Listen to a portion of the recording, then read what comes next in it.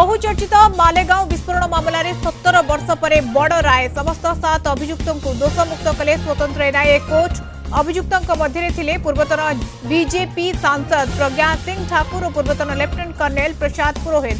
2008 September 29 होता blast.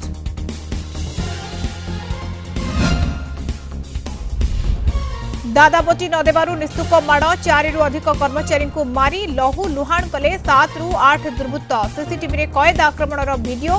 Bhubaneswar Bharatpur थाना आलू गद्दी भीतर घटना। भरतपुर पुलिस रो तदंत जारी।